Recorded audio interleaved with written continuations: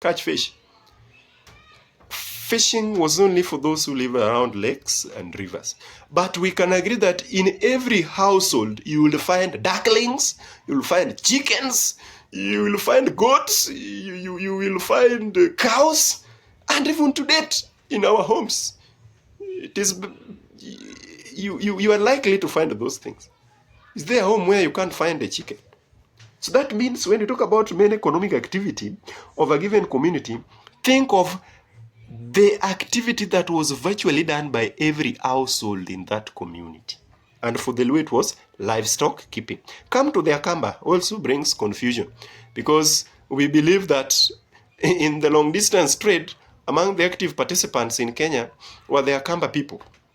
And candidates, when they are asked about the main economic activity of the Akamba, they think about trade.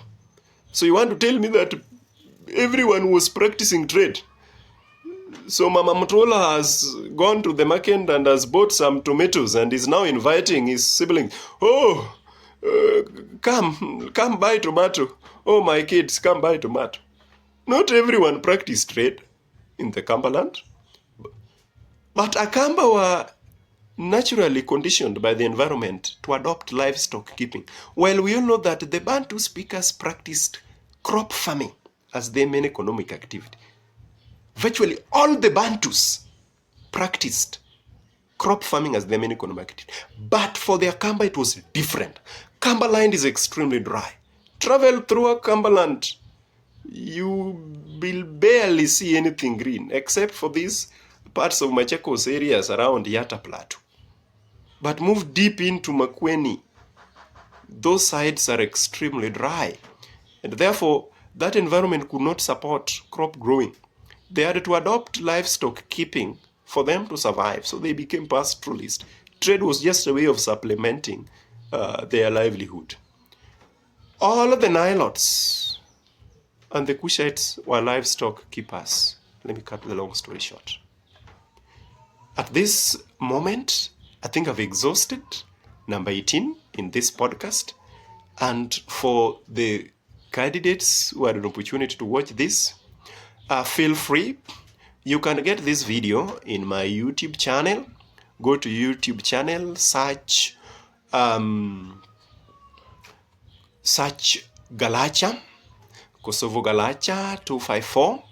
You will find several podcast posts there preparing candidates for this year's KCSE.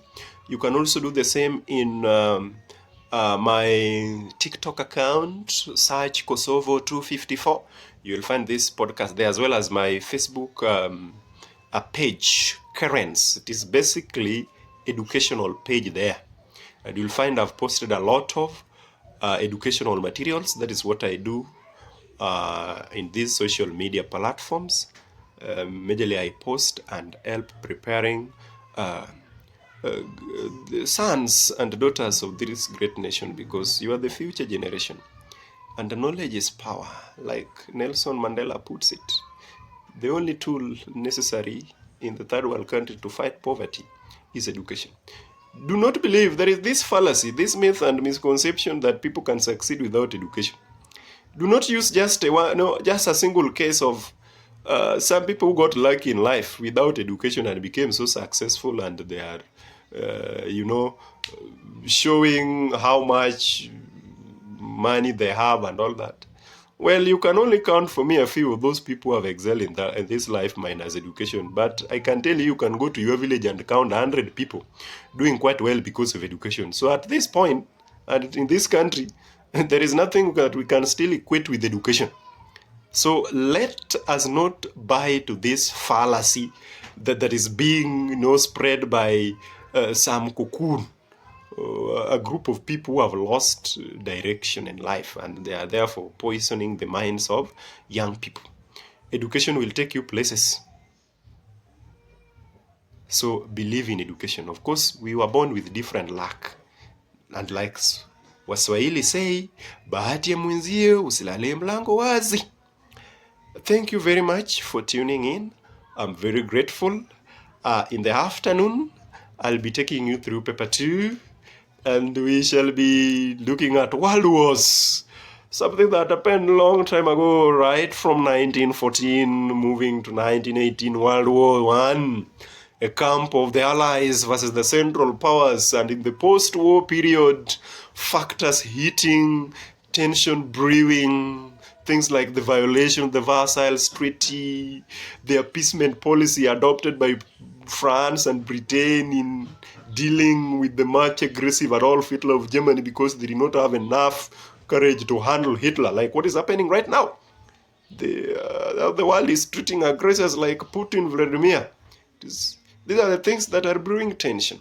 So we shall be looking at how that culminated into World War II, fought between 1939 to 1945. Basically, in these two areas, I want you to be able to explain vividly, well, factors, reasons for the outbreak of those two wars.